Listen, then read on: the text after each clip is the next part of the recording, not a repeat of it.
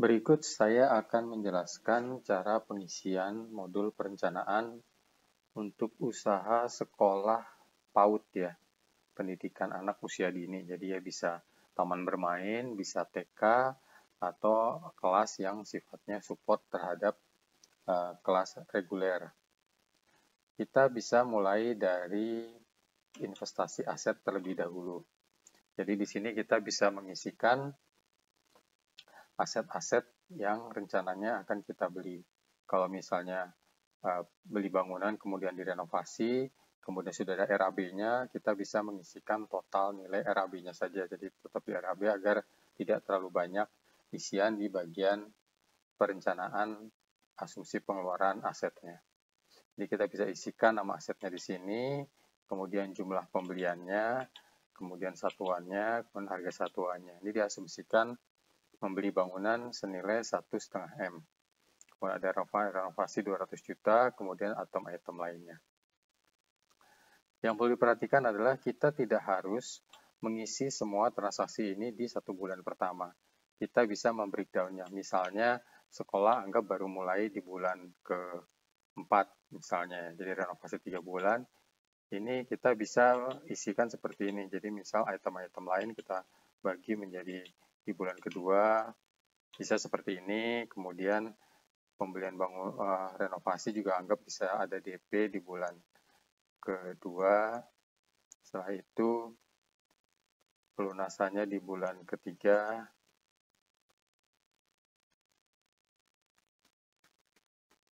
Ya, jadi bisa dibuat seperti ini. Jadi tidak harus semuanya diisi di bulan pertama karena ini berhubungan dengan secara asumsi teman-teman melihat ini kas bisa dikeluarkannya kapan. Karena kan ada periode dari pelaksanaan mulai dari beli, renovasi, kemudian kapan mulai kelas itu mulai, dan seterusnya. Yang perlu diperhatikan lagi adalah bagian dari aset yang masuk modal itu yang mana. Jadi di sini di baris 8 disediakan kolom untuk memilih ya dan tidak apakah nilai transaksi atau pengeluaran di kolom tersebut adalah bagian dari anggaran modal atau bukan. Jadi kalau ini kita pilih ya, anggap sampai 3 bulan, maka seluruh angka ini akan masuk ke dalam anggaran permodalan. Kita bisa melihat di bagian permodalan, ya, ini investasi aset masuk di sini. Tapi kalaupun ada aset-aset yang bukan masuk anggaran permodalan bisa diisi di sini untuk ya tadi kan periodenya panjang 5 tahun. Misalnya mau ada pembelian komputer lagi ditulis di sini, hanya saja pengeluarannya mungkin anggap saja di bulan ke-13 atau 2 tahun dari perencanaan awal. Ya.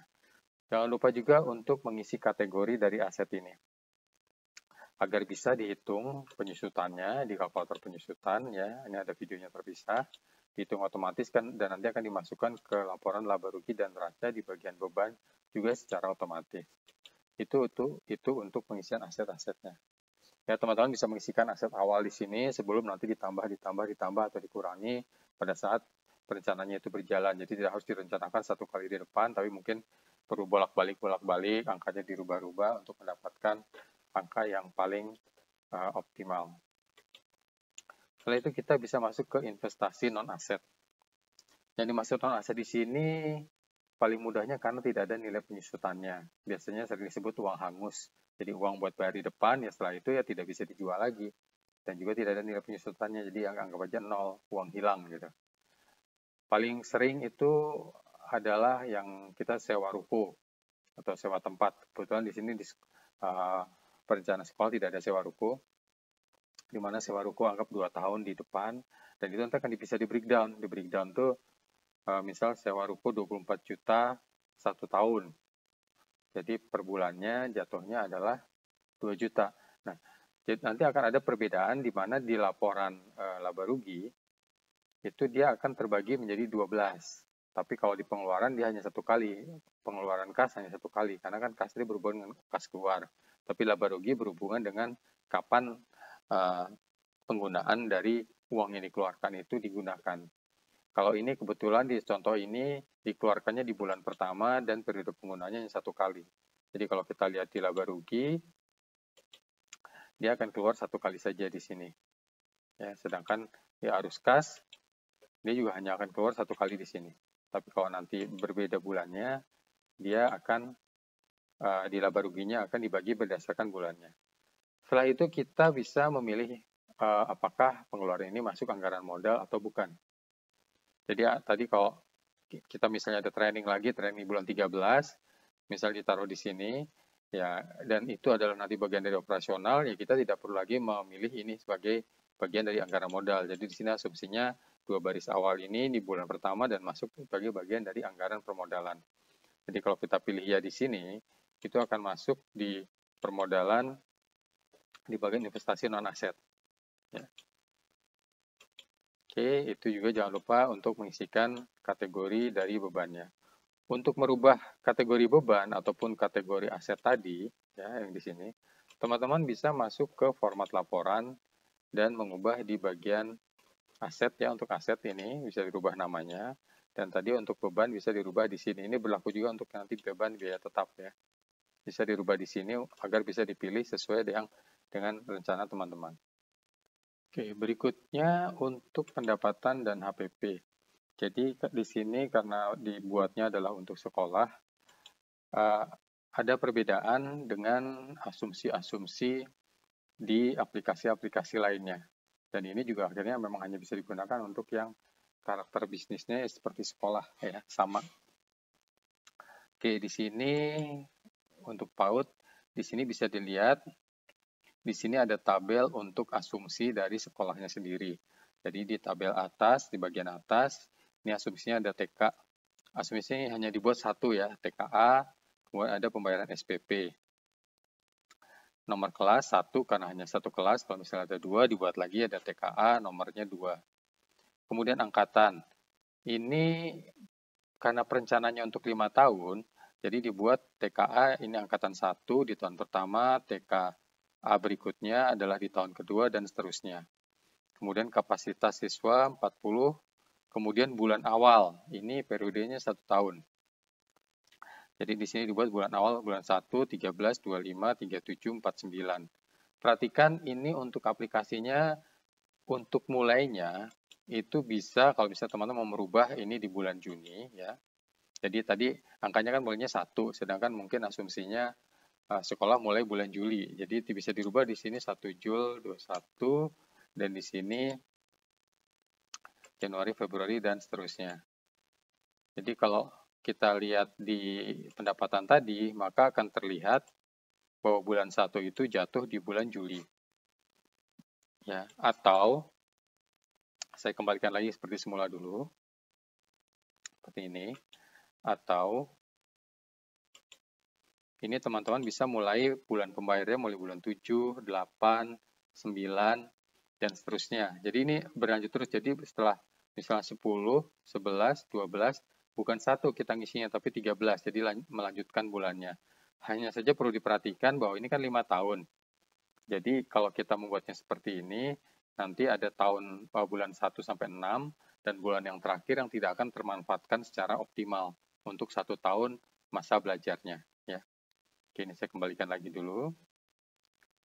Ini adalah pembayaran SPP di mana 12 kali bayar.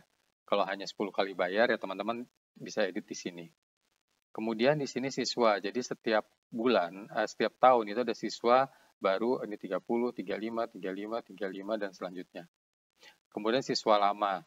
Siswa lama ini asumsinya gini, kalau misalnya nanti ada TKA dan TKB, jadi naik kelas ke TKB, jadi bisa asumsinya nanti dibuat ada siswa lama di bagian TKB-nya. Ya, tapi ini asumsinya karena baru semua, jadi dibuat siswa baru semua. Kemudian ini SPP per bulannya, sehingga kita bisa mendapatkan total pendapatan per tahunnya ya. Ini kan per tahun ya. Itu adalah sekian. Tapi total nanti 5 tahunnya nanti akan dijumlahkan di ini total 5 tahun adalah di bagian bawahnya. Ya, ini per tahunnya. Kemudian berikutnya ada uang pendaftaran. Jadi ini bisa di-copy. Jadi ini sama, bulannya sama, durasinya sama. Ini teman-teman bisa begini. Kemudian copy ke bawah. Ya, seperti ini. Pendaftaran ulang, copy ke bawah. Ya, karena masih sama uang gedung ya copy ke bawah. Semesteran juga sama, copy ke bawah. Uang seragam juga sama. Nah, ini udah kelas berikutnya nih, kelas bermain. Ya. Kalau mau di copy lagi nggak apa-apa, tinggal nanti diganti ini kelas bermain. Setelah itu uang pendaftaran. Uang pendaftaran sama karena jumlah siswanya sama, tinggal di copy juga ini ya. Copy kalau misalnya sama. Kemudian diisikan ini adalah harga dan ini kita pilih harga per bulannya karena cuma satu kali, otomatis kita bisa isikan pembayarannya di bulan 1, 13, bulan 25, 37, 49. Demikian juga untuk pendaftaran ulang. Ini adalah untuk siswa lama. Ini kebetulan dianggap tidak ada. Jadi tidak ada pendaftaran ulang untuk siswa lama. Kalau memang mau dibedakan uang pendaftarannya. Kemudian uang gedung, ya. Ini asumsi uang gedung, siswa baru bisa diisikan. Kemudian uang semesteran, kalau memang ada pembedaan antara uang SPP dan uang semesteran, atau uang untuk lab atau uang untuk acara dan lain-lain ya. Jadi tiap sekolah mungkin beda-beda. Kemudian uang seragam bisa diisikan. Demikian juga untuk kalau misalnya kelas lain ini bawahnya kelas bermain ya. Jadi teman-teman bisa mengisikan, bisa mengedit ini dan menyesuaikan dengan kelas-kelas dari sekolah PAUD yang teman-teman rencanakan. Setelah itu di bagian kanan, setelah harga per bulan itu ada harga HPP atau harga modal. Jadi misalnya dari uang yang dibayarkan ini ada persentase yang dipakai untuk memang untuk biaya tertentu. Misalnya uang pendaftaran dipakai untuk biaya administrasi atau biaya tenaga rekrutmen tambahan atau tes psikologi atau lain-lain, ada yang dipakai ke sana. Kemudian juga seperti uang seragam, ya ini jelas untuk biaya seragamnya sendiri. Jadi 80%, kalau ternyata 100%, misal tidak mau ambil untung juga nggak ada masalah, bisa diisikan ini 100%. Demikian juga HPP untuk yang lain-lain. Ya. Setelah itu jangan lupa di sini untuk kita memasukkan kategorinya. Jadi di sini pendapatan SPP. Ini kategorinya masuk pendapatan SPP. Jadi nanti nilai di sini ini akan diambil ke dalam laporan laba ruginya. Kemudian ada pendapatan uang pendaftaran dan ada HPP administrasi. Nah, jadi kalau misalnya teman-teman memasukkan HPP di sini, teman-teman harus mengisikan ini HPP-nya kategorinya apa. Jadi di sini sebenarnya HPP administrasi ya. Tapi di sini HPP-nya banyak, ada 10, demikian juga pendapatan ada 10. Kalau teman-teman ingin merubah penamaannya bisa masuk ke format laporan. Dan di sini bisa dirubah nama pendapatannya maupun nama HPP-nya ya. Oke, kembali lagi ke pendapatan HPP. Jadi pada dasarnya kita sudah mengisi di bagian atas, tabel atas. Dan kalau kita lihat ke kanan, ini semuanya masuk ke dalam background-nya coklat muda ya. Jadi ini tidak ada yang perlu diisi di kanan, karena angka-angkanya sudah akan muncul secara otomatis berdasarkan asumsi bulan pembayaran yang teman-teman isikan di sini. Ya. Ini sampai di bagian bawah, ini artinya apa? Jadi teman-teman kalau misalnya kurang tempatnya, ini teman-teman bisa mengcopy di sini ya. Jadi bisa di-copy dari bagian bawah. Oh ini kurang nih, saya butuh kelasnya ada mungkin lebih dari 100 kelas. Atau kelasnya ada 20 dan masing-masing kelas ada 10 item. Jadi otomatis butuh 200 baris ya. Tinggal di-copy di sini. Copy, kemudian insert. Kemudian ini jangan lupa dirapikan ya, seperti ini. Ini untuk memastikan bahwa kategori-kategorinya masuk dan rumus-rumusnya juga tidak berubah di sini. Ya. Jadi bisa masuk nanti angkanya ke dalam laporan laba rugi dan neraca. Ini saya kembalikan lagi dulu. Oke. Setelah itu ada di baris ini, baris ke-7, itu kalau ada HPP yang mau dimasukkan ke dalam anggaran modal. Tapi asumsinya karena ini semua pembayarannya, semua HPP-nya akan dipotong dari pembayaran siswa, otomatis di sini sengaja saya kosongkan, karena asumsinya sepertinya tidak ada ditanggung di permodalan. Tapi kalau misalnya teman-teman lihat, ini ada HPP yang harus dibayarkan di depan nih, gitu. Jadi uang kita belum dapat, tapi harus bayar dulu, harus masuk anggaran modal. Kita bisa masukkan di sini. Masukkan di sini maksudnya dengan memilih ya ya. Begitu ya, maka seluruh angka HPP di sini akan masuk ke dalam permodalan. Tapi kalau kita lihat di permodalan, ini biaya variabelnya adalah 0. Setelah itu kita bisa masuk ke biaya tetap atau operasional. Jadi di sini kita bisa mengisikan kategori-kategori yang masuk ke dalam beban operasional. Jadi di sini ada namanya, satuannya, jumlahnya, dan biaya per bulannya.